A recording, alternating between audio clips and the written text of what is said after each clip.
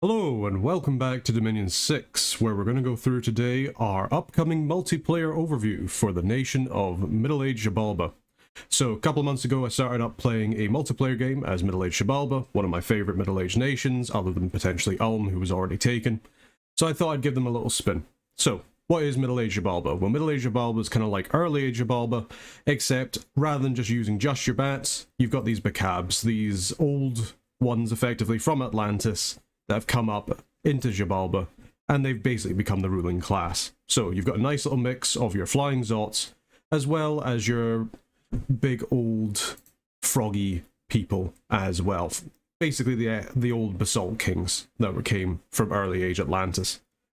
So they're quite an interesting nation, in that they have quite a good magic access. They've got water, earth, and death. Good bit of nature, as well as some blood and some air. Blood especially being kind of interesting, as that's obviously a little bit less reliable in the Middle Age than it is, say, in the Early Age or the Late Age. So, the plan with the Xibalba. What are we going to do with Xibalba? Well, I kind of had a few ideas, so I wanted to kind of say what they were. By this point, we're at about turn 40-ish in the multiplayer game, so I think it's fine to kind of go through my ideas of the nation. Everybody knows what my god is, etc. And this will be coming out, at the time of recording, probably sometime next week, just to make sure that we've got a good enough amount of time distance between when we start and when we show it off. Because obviously, given that this is still an ongoing multiplayer game, you don't want to reveal too much behind the scenes, otherwise you might spoil it for the people who are currently playing, and obviously I don't want to do that. So, what are we thinking about with Xibalba? Well, Xibalba I really like for the frogs. The frogs are really good. The Zots make a nice little auxiliary force where you can recruit them in all forests and caves. And my thinking was, oh well, you know, it's Dominion 6, the cave layer is pretty expansive. It means that we'll be able to get them in quite a few of our caves. We'll build up quite a good Zot contingency, while relying on our not great, but not terrible frogs. I mean, if you look at the sort of Mook warriors, they've got a shield. They've got a bronze hauberk, so they've got decent-ish protection. Looking at the protection, they've all got a natural protection of 2. It's alright. None of them really wear helmets, is the issue. And they've got bronze weaponry, which is okay, and it also means that it won't corrode underwater, which is always nice. They're all amphibious. They all have swamp survival, at least the toads do. So that's very good. And you've got your sacreds as well. Don't worry, we will have a national overview of Xibalba proper at some point. This is just kind of my ideas of the nation when I was playing it, or certainly when I was coming into the multiplayer. You've got your Chakmook dart throwers, and these guys have poison darts. These have paralyzing poison on them, pretty cool. Poisoned bronze spears as well with paralyzing. A good anti-thug option if you need it, just because obviously doing fatigue damage to thugs is always a great way to get them out. And on top of that, they've got poisonous skin as well, so they're kind of a little bit annoying to deal with, but they are capital only, unfortunately. Then you have the Chakmook Obsidian Warriors. They're kind of the same idea. They lose the dart, but they have better protection. They've got Obsidian Cuirass. They've still got a shield, and they've got a Poison Obsidian Blade, again with that paralyzing poison. Very, very nice. Their protection is a little bit better. They've still got the base natural protection at 2, and with their 15 on the body. Good total protection for their body. Very, very nice. Their head leaves a lot to be desired. And that's kind of the main issue that you have with a lot of your frogs. They don't wear helmets. They're still better than your Zots, because your Zots don't wear any armor at all, but it's something to keep in mind. Other than that, you've also got some foreign recruitment, or sorry, not foreign recruitment, but underwater recruitment from underwater forts, with your Lakim Ha warriors, one with a net, which is always really nice. Nets are really good against human-sized troops or anything that isn't cavalry-sized, because you get to, what is it, size, in fact, we can just have a look at it. You get to size 6 and they always negate, so size 4 to 5, so your normal sort of human cavalry up to size 5, you can net, but it is a strength check plus 15 plus to negate. Most cavalry will probably make that, so that's a little bit annoying.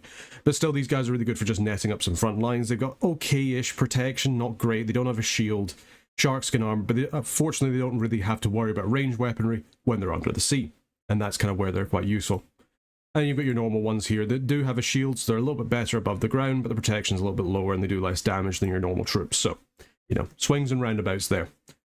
Other than that, your mage core, you've got really good mages. You've got a really nice researcher and all-round mage with your Ahas. They're water 1, earth 1, which are pretty decent pass, pretty easy to bump up. You give them a gem for summon earth power, they're earth 2s, they can start doing things like earth melds throughout the fight, you know, they can summon a little bit of elementals underwater, they can summon water power to get to level 2, then they get up to level 3 to start summoning water elementals with some extra gems. Really lets you fight under the water pretty easily, and that's kind of what we're banking on, is our ability to fight under the water, take control of the water, and then go forward from there. You've got your Mukals, which are slightly better mages. They've got water 2, earth 1, death 1, holy 1. You know, they're all right, and then they've got a random as well, 100% chance of a random in any of those pass. They're okay, but they are quite expensive, 405 gold a pop. From your capital, however, you have 3 very good commanders. You've got your assassins. We're going to be relying on our assassins quite a lot during the expansion phase, because I'm an idiot with this nation. I find it horrifically hard to expand with. I don't know what it is, I always just underestimate the indies and how much they can defend against me. But that's where the assassin's going to come in, get some good assassin expansion. And yes, the assassin video will be coming out at some point. I just need to finalize the script for it. Next up, we have the Camazots. So the Camazots are the Zots. They have Death 2 and Blood 1. Guaranteed, they're Blood Searchers. All of your Zots are good at Blood Searching, which is great. And then they have a 100% random for Air, Earth, or Blood. Now, these air randoms are really good, because instantly you should be thinking, right, give them a skull staff, give them some gems, boom, Wind of Death territory. Flying Wind of Death territory thugs. Beautiful. Exactly what you want, and that's entirely the plan for them later on in the game. Not only that, but at Death 3, we know that they can then cast things like Wither Bones, they can cast some really nice Death evocations as well, and at worst, they can just summon skeletons. Really good mage. Sadly capital only, but they're not slow to recruit, so that's pretty nice. They're not even that expensive at 230 either, so you can get quite a few of them. The Bacabs, on the other hand, Bacabs are your big water casters. They've got good water, they've got decent earth, they've got a little bit in death, they're holy 2s, and for it we get a water, earth, death, or nature random +1 for that 100% chance, and then again at 10% chance. These ladies are really just your powerhouses underwater. Really good at fighting underwater with their water 3. Easily summon lots of water elementals in order to win battles down there. They do give a small resource bonus as well, it's always nice, and they give gift of water breathing to any of your normal troops that can't breathe underwater. They can lead them underwater as well. Really good for giving you some tactical flexibility. Obviously they're amphibious themselves, being toads, but they are very expensive. And that is their kind of big issue, is that how expensive they are, and the fact they're slow to recruit. Now, when it comes to foreign recruitment, we do get a few things in forest, so we can get these Mooch Scouts, just basically scouts. The Batabs, who can lead a bunch of our guys here, they're stealthy as well. We've also got these jungle warriors here who are also stealthy that we can get in any forest, so they kind of synergize well with them.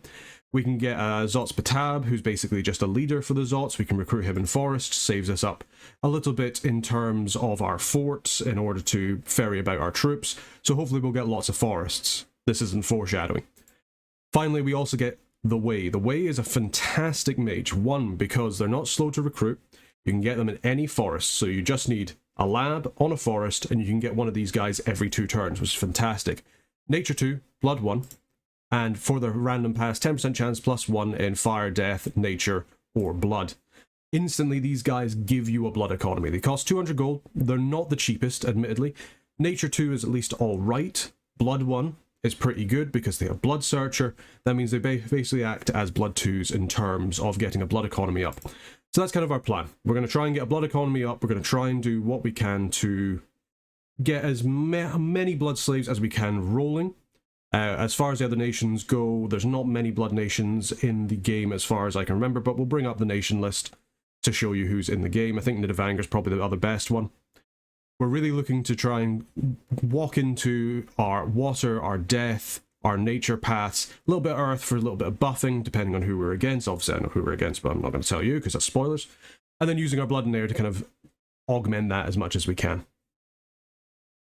So, what god did we come into this with? Well, here we have Big Milky Snake Mummy, the Tito Inan.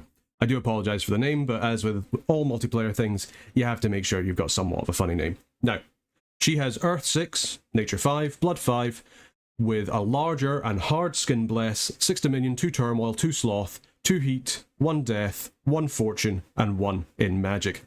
What was the idea behind this pretender? Well, I wanted to leverage out the fact that I know that our normal sacreds, the Mukals, the very big guys, they're pretty strong, they're pretty tough, and they hit decently hard. The larger bless makes them size 5. makes them fill up a square much better, and they hit like absolute trucks. And we'll see that in the game, that the sacreds that we get do get pretty good. Unfortunately, our other ones are poison toad sacreds. They become size 4 from size 3, so they lose a little bit of attack density, which is a shame. It can't be helped, but it does make our assassins better as well, because they become larger, means they do more damage, they lose a little bit in defense, which is a shame. The Hardskin Bless is mostly for the Tito Anan, but also helps out our mages, helps out our other sacreds as well. Just gives them a little bit more natural protection, and it basically lets the Tito Anan go and expand without having to worry too much, so long as she's in our dominion. For our scales, you don't really need much econ as middle-aged Xibalba. Maybe we could have done with a little bit better econ. We are a little bit strapped for cash in the early game, but we managed to expand out and get a decent amount of gold as we go forward through the game. Recruitment from our capital is a little bit limited, but that's because of the map that we had and the kind of generation that we got. We're surrounded by a lot of water provinces, so we lose out a lot of our connections, and the connections that we have aren't the best, unfortunately. Just the way things go. But we don't need much in terms of recruitment points for our nation. We don't need much in terms of resources either, except in our capital. But we're able to get through most of our holy points there. Heat 2, pretty good. We're not cold-blooded except for the Zots, but having the sort of Heat 2 kind of keeps us close to our national preference of +1, but it gives us a couple more points. Death 1 in this game was an absolute fantastic thing to do, purely because 1, it gave us 40 points, and 2, I haven't even really noticed it. Despite the fact that we've been blood hunting fairly regularly across the map, I haven't noticed it impacting our population at all, which is great. Like, I mean, in some of our smaller provinces, yeah, we're noticing the population going down, but for 40 points, that's fine. I probably would have even gone Death 2. But that's just me. And then we've got Luck 1 here, just because we've gone Turmoil. I wanted to make sure we get a little bit of luck, just so we could try and stave off a couple of independent invasions, which seem to happen a lot this game. Not just to me, but to other people. There are people complaining in the Discord. But hey-oh, I guess that's just them. And then Magic 1 just to help our research a little bit. We've got decent pass for Pretenders. We've got an expanding Pretender, straight out the bat, Fear 10. Really quite tanky, lots of attacks. Also summons up some Horned Serpents as well at the start of battle. Very good chassis. She leads us to good victory. So hopefully big Milky Snake Mummy can get us through the game. Okay, and here are our settings for the multiplayer game. In good quality, as always. So everybody starts with 1 starting province. We've got the normal strength of independence at 4, special site frequency the same for usual as in the Middle Age, and we've got resource multipliers as default. Random events are common, which we will see. Story events are disabled. Diplomacy is binding, so you can't go against the in-game diplomacy, which is a good thing in my mind. I quite like that. Hall of Fame entries is 10, mercenary slots 5, global enchantment slots 5, Artifact Yearning, the base, limited artifacts, limited legendary spell, normal AI for any AI replacement, standard research, random star research. Renaming is allowed, which is always important in multiplayer games. You gotta rename your prophet to something funny. We get a level 2 throne per player. You need 66% of the thrones required for victory. Cataclysm a turn 120. 15 provinces per player, random map. Normal amount of water. We have 1 water nation in the game. We're kind of a semi-water nation as well. We've got full wraparound, and the underground and the world gen is random, which we will see when we get in there in the next episode. But who are we playing against? So we're playing against Atlantis, who's going to be our main issue underneath the water. It's who we really want to expand into, as nobody else can really counter us under the water except for 1 other nation. Atlantis is going to be the big issue for us. We've also got Nid of Anger, the big scary guys with their Nid Bathe. They are very scary this game. Just because Nid Bathed are, we've seen it in our single player game. And if anybody has a good bless and a good script for them, they're fairly unstoppable until you get a couple of counters to them. Basically fatiguing them out and then killing them while they're asleep is all you can really do. We've got Man, good old MA Man, who's coming up as well. We've got Asphodel, who's the other guy who can really kind of ruin our day under the water. We've got Ulm, good old middle-aged Ulm, which we love to see. Middle-aged Machaka, one of the up-and-risers in Dominion 6 in comparison to Dominions 5. Really a big glow-up. They're much, much scarier than they were before. We've got middle-aged Vanheim, who is also going to be a little bit of an issue. And then we've got Xibalba, which is me. So, should be a good game. Just to preface this as well, so this is a multiplayer game with sort of veterans of the Dominion 6 community for DDR Jig. There's a couple of older time players who've been playing for a little while, and then there's also some newer players as well. So there is a little bit of a, I guess what you'd say is a skill gap. Some people it's their first multiplayer game, and we try and be as accommodating as we can. Obviously, when you get into the nitty-gritty of it, it's a bit of a cutthroat game, the diplomacy and such. I'll be trying to give as much of a behind-the-scene as I can once the time's gone on. But yeah, no, should hopefully be a good multiplayer series. So, look forward to seeing you in the next one where we go through our first couple of turns for it. And yeah, should be a good one. Until then, thanks for watching, and take care.